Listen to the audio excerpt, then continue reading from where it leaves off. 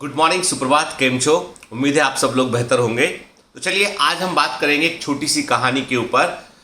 कई लोगों को लगता है कि कहानियों से हमें क्या सीखने मिलता है, या कहानियाँ तो काल्पनिक होती है, लोग सोचते हैं, पर ऐसा नहीं है।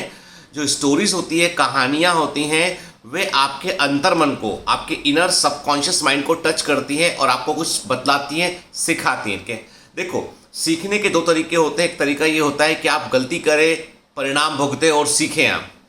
दूसरा तरीका वो होता है कि आप पहले जो लोग सीख चुके हैं, पहले जो लोग बतला चुके हैं, उन चीज़ों को आप जो है वो दिमाग में रखें और गलती करने से आप बचें, ठीक है, और आप सफल हो। तो हमेशा मनुष्य जो है, ह्यूमन बींग्स जो है, उसकी सबसे खास बात ये रही है कि उसने जो भी ज्ञान अर्जित किया है, जो भी नॉलेज लिया है, उसने उसको वो ट्रांसमिट कर पाया, ठीक है। और यही कारण है कि हम जो है वो बचपन से पढ़ना शुरू करते हैं। हम तमाम तरह के साइंस पढ़ते हैं, हम सोशल साइंस पढ़ते हैं, कि मैथमेटिक्स पढ़ते हैं। तो क्या है, जो वर्षों में नॉलेज इकट्ठा हुआ है उसे हम समझने की कोशिश करते हैं, सीक्वेंस समझने की कोशिश करते हैं उसको। यही हमारी ज़िंदगी को आसान बनाता है। आज हम तमाम तरह के जो भी मेडिकल इक्विपमेंट्स की बात करें, साइंस एंड टेक्नोलॉजी की बात करें, वो सब कुछ कैसे आया है, वो सीखने से ही आया है। चलिए कहानी पर मूव करते हैं। एक गांव होता है, जंगल के पास में जो है वो एक गांव होता है, मतलब काफ़ी जंगली एरिया होता है। वहाँ पे एक छोटा सा विलेज होता है, उस विलेज में कई सारे लोग रह रहे होते हैं, ठीक है। अब चूंकि वो गांव जंगल के बीचों बीच में होता है, तो जंगल में तो जंगली जानवर होते हैं। कई सारे जानवर ऐसे होते हैं जो आदमी पर हमला भी करते हैं। तो गाँव के सभी लोगों के लिए बड़ा इंपॉर्टेंट ये होता है कि उनको पेड़ पर चढ़ना आना चाहिए। और पूरे गांव के लोग जो है वो, क्योंकि जंगल में लकड़ी बीनने जाना पड़ता है, फल बटोरने जाना पड़ता है उनको उठ के, तो जंगल में कई सारी एक्टिविटी, जो एक छोटा गांव जो जंगल के बीच में होगा, तो कई सारी एक्टिविटी, उसकी इकोनॉमिक एक्टिविटी उसकी जो है वो जंगल पर डिपेंडेंट होती है। तो ऐसा तो हो नहीं सकता कि गाँव से बाहर ही ना निकले व्यक्ति, निकलना पड़ेगा, जंगल में जाना पड़ेगा। और जंगल में चूँकि जंगली एरिया है, तो जानवरों का सामना होने की संभावना पूरी है। तो आपको जान बचाने के लिए झट से पेड़ पर चढ़ना आना चाहिए। तो गांव के सारे लोगों को बाकायदा ट्रेनिंग मिलती है उनको, और वो ट्रेनिंग देने वाले उनके एक गुरुजी होते हैं, जिनको लोग गांव में बाबा बोलते हैं। अधिक उम्र के व्यक्ति होते हैं, बड़े एक्सपर्ट होते हैं पेड़ पर चढ़ने के। और वो गांव के जितने भी बच्चे हैं, यंगस्टर्स हैं, उन सबको जो है वो, जो नवयुवक है, उन सबको जो है वो पेड़ पर चढ़ने की ट्रेनिंग देते हैं, सिखाते हैं, उनका एग्जाम भी लेते हैं उनका, कि संकट आने पर वो झट से पेड़ पर चढ़ सके, गिरे नहीं, फिसले नहीं उठ के। तो वो तमाम तरह का ट्रिक सिखाते हैं उनको। तो गाँव के तमाम लोग उनको, उनकी बड़ी इज्जत करते हैं, बड़ा रिस्पेक्ट करते हैं उनका। तो अब क्या हो रहा होता है कि गाँव में जो है वो कई सारे बच्चों की, लड़कों की ट्रेनिंग चल रही होती है। तो अब गुरुजी बोलते हैं, वो बाबा बोलते हैं कि भाई देखो ऐसा है, इस वाले बैच में मैंने तुम सब लोगों को, जितने 15, 20, 25 जितने लड़के होते हैं, सबको मैंने अभी ट्रेनिंग दे चुका हूँ। आज अब आपका एक फाइनल एग्जाम होने वाला है। तो सब लड़के बोलते हैं चलो ठीक है, अब आज के बाद हमें गाँव में सब लोग मान लेंगे कि आप पेड़ पर चढ़ने में एक्सपर्ट हो गए। क्योंकि गाँव का एक नियम था, जब तक कि आप पेड़ पर चढ़ने पर एक्सपर्ट नहीं होंगे, बाबा आपको पास नहीं मान लेंगे, तब तक आपको जंगल में जाने का मौका नहीं मिलेगा, ठीक है। तो बाबा एग्ज़ाम लेते हैं उनका। तो वो एग्ज़ाम के लिए क्या करते हैं, उनको जंगल में एक पेड़ होता है, काफ़ी ऊंचा, बड़ा और चिकना सा पेड़ होता है, मतलब जिसमें पकड़ने में थोड़ा सा हाथ स्लिप हो, वैसा पेड़ होता है। वो बाबा बोलते हैं सब लोगों से कि देखो भाई ऐसा है, ये जो पेड़ है, ये जंगल का सबसे दुष्कर, सबसे कठिन चढ़ने वाला पेड़ है, और इस पेड़ पर जो चढ़ गया ऊपर तक और चढ़ के सफलतापूर्वक उतर गया, वो पास हो गया।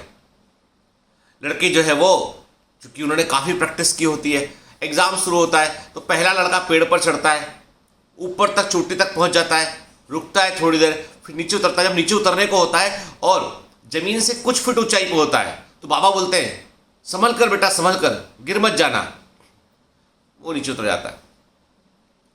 दूसरा लड़का पेड़ पर चढ़ता है। जब पेड़ पर चढ़ता है तो पेड़ की चोटी तक पहुंच जाता है, कुछ समय वहाँ रुकता है, फिर धीमे धीमे नीचे उतरता है। जब वो नीचे उतरने को होता है और कुछ फीट, जमीन से कुछ फीट ऊंचाई पर वो ऊंचा होता है, कुछ फीट ऊंचाई बची होती है, तो बाबा बोलते हैं बेटा गिरना मत, संभल कर, संभल कर। और सारे के सारे 20-21 लड़कों से वो यही बात बोलते हैं।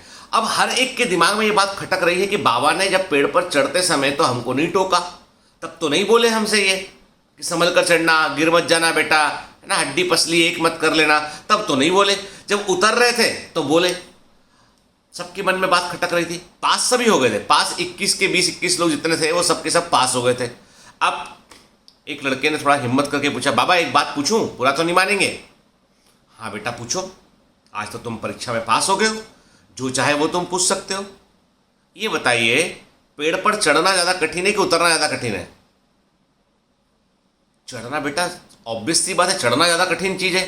हाँ तो एक बात बताओ, जब पेड़ पर इतने चिकने ऊंचे बड़े पेड़ पर चढ़ रहे थे तब तो आप बोले नहीं कि सावधान रहना, गिर मत जाना, हड्डी पसली मत तोड़ लेना, माता पिता को तुम्हारे क्या मुंह दिखाऊंगा, ऐसा मत करना, तब तो टोका नहीं है आपने।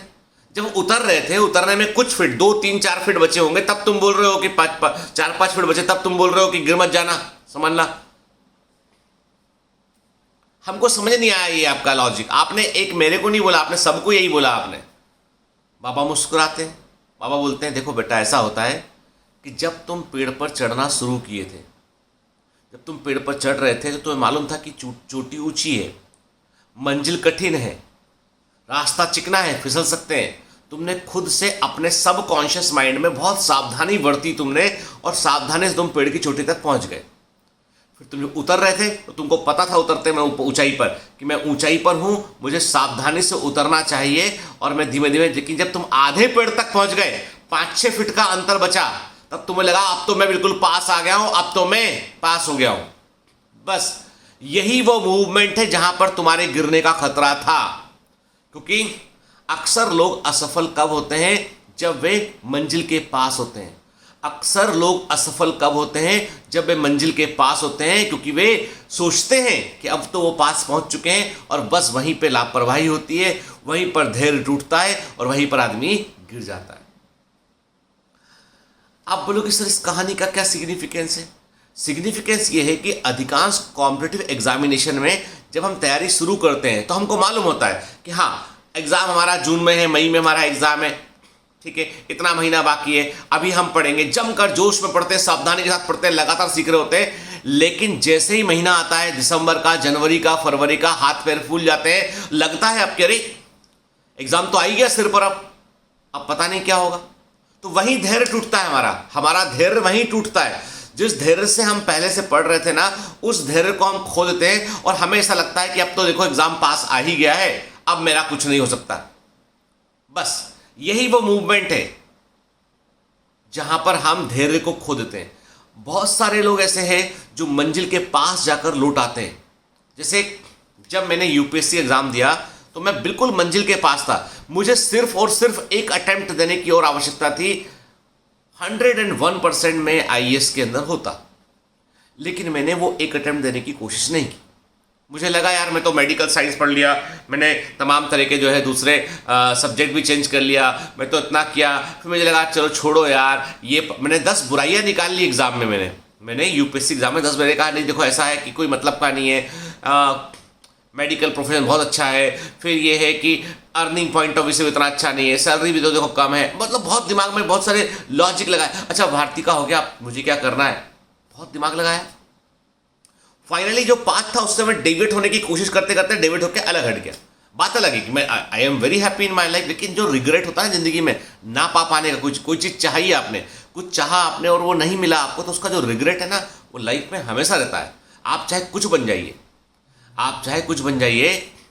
जैक मा जो अली बाबा के जो है फाउंडर मेंबर हैं, उनको सबसे बड़ा रिग्रेट यही है, जब उनसे पूछते तो वो इंटरव्यू में हमेशा मुस्कुराकर बोलते हैं कि one day I want to purchase the McDonald's. Why mister जो उनका Jack Ma, why you want to purchase McDonald? Because they rejected me. उनने मुझे रिजेक्ट कर दिया था। उन्होंने मेरे को जो है वो जो मैकडोनाल्ड में सर्व करते हैं ना बर्गर, वो तक मेरे को मौका नहीं दिया उन्होंने। तो मैं मैकडोनाल्ड खरीदना चाहता हूँ, वो भी बड़ी कंपनी अपने आप में मैकडोनाल्ड। अफसोस, इस बात का अफसोस कि मेरा अमिताभ बच्चन को रिग्रेट रहता है था जब वो सुपरस्टार, तब भी यार ये विविध भारती वाले, आकाशवाणी वाले मेरे को रिजेक्ट कर दिए थे। आज उनकी वॉइस सब जगह पे। तो कई बार क्या था, रिजेक्शन जो होता है ना, जब बिल्कुल मंजिल के पास पहुंच के होता है, वो हमेशा जिंदगी भर याद रहता है। मेरा आज का मैसेज यही है कि सावधानी बरतिए। जब आप मंजिल दूर दिखाई पड़ती है, हम पूरी शिद्दत से कोशिश करते हैं, लेकिन जब हम उसके पास पहुंचते हैं, मंजिल हमारे बिल्कुल पास में होती ना, वही वो पॉइंट होता है जहां पर सावधानी बरतने की आवश्यकता है, जहां पर मुझे बोलना पड़ेगा गिर मत जाना, ध्यान से, हाथ मत छोड़ देना, हिम्मत बनाए रखो। यही वो पॉइंट है जहां पर आपको संभालना पड़ेगा अपने आप को, नहीं तो यही वो पॉइंट है जो धड़ाम से नीचे गिरा देगा आपको। इसीलिए whenever you are near to examination, पास में होते हैं, कुछ महीने बचे होते हैं, हिम्मत रखिए।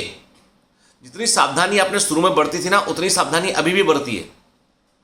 सरेंडर मत कीजिए। मस्तिष्क बार बार, ब्रेन बार बार बोलेगा सरेंडर कर दो भाई, सरेंडर कर दो भाई, अब नहीं हो पाएगा, अब तो नहीं हो पाएगा, कुछ ही महीने बचे हैं, इतने महीने। उसको एक ही बात बोलिएगा कि तू तेरी कैपेसिटी का बेस्ट दे, मैं मेरी मेहनत का बेस्ट देता हूं। हमारा जो मस्तिष्क है ना, ब्रेन है ना, ये इसको ट्यून करना होता है और इसको ये सिखाना होगा कि तुम हमारे गुलाम हो, तुम्हारे मालिक नहीं हो। हम पढ़ने बैठेंगे, तुम्हें सीखना पड़ेगा। समझ रहे हैं? अपने आप से कह रहे हैं। हमारे अंदर बहुत सारे ऐसा कहते हैं कि हमारे अंदर जो है वो अलग अलग कंपार्टमेंट में थॉट प्रोसेस चल रहा होता है। आपको किस कंपार्टमेंट में क्या भरना है ये आपकी मर्जी है। दिमाग चाहता है कि फालतू चीजें भरने में कोई एफर्ट नहीं लगता उसको। टीवी देखोगे, मोबाइल देखोगे, यूट्यूब पे फालतू की चीजें देखोगे, है ना, उठपटांग चीजें की।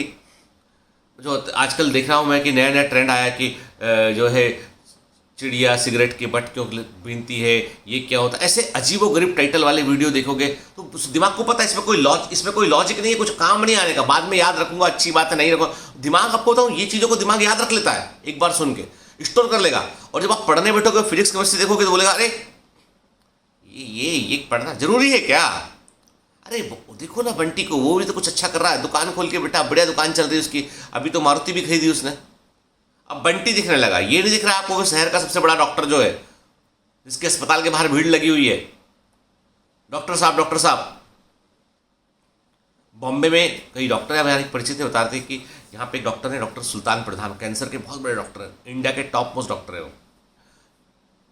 जब उनसे मिलने जाते हैं, सिर्फ पेशेंट से 2-3-4-5 मिनट बात करते हैं। कोई क्लोज रिलेटिव है, वाइफ है उस पेशेंट के, उसको समझाते हैं, बात करते हैं। बाकी वो किसी की सुनते ही नहीं ज़्यादा वो। लेकिन ही इज़ वेरी एक्सपर्ट। वो अपने काम में इतना एक्सपर्ट है कि दुनिया भर के लोग जो है वो तमाम जो जिनको ओरल कैंसर का प्रॉब्लम है, सब उनके पास इलाज कराने जाते हैं। वो ऑपरेट करते हैं, दिन भर में कई घंटों सर्जरी करते हैं। ऐसी सर्जरी होती है जो 12-12, 15-15 घंटे चलते हैं। उनको लीड करते हैं। सोचिए, हमेशा जो ऊंचाई पर बैठे हैं ना, उन लोगों को देखिए। लोगों को लगता है कि एक बार बहुत पैसा आ गया, बहुत नाम हो गया, तो शायद से हम चैन से बैठ पाएंगे। डॉक्टर सुल्तान प्रधान की ओपीडी शाम को 8 बजे 7 बजे शुरू होती है, रात के 1 बजे 2 बजे तक ओपीडी चल रही होती है। सुबह ऑपरेशन थिएटर में होते हैं। कई बार लगता है यार, इतना पैसा कमाया आदमी ने, किसके लिए कर रहा है काम ये? सच्चे अर्थों में वो ह्यूमैनिटी के लिए काम कर रहा है। आदमी पूरा जीवन खपा दिया उसने। कितना कमा खाए, अब वो जो जितना कमा रहे हैं उतना खर्च भी कर पाते होंगे? वो नहीं कर पाते होंगे। वो अब किसके लिए काम कर रहे हो? अब वो अपने सेटिस्फेक्शन के लिए, इनर सबकॉन्शियस के लिए। उनको इस बात का यकीन हो गया है कि गॉड ने उनको किसी पर्पज के लिए जमीन पर भेजा है, वो पर्पज के लिए वो काम कर रहे हैं।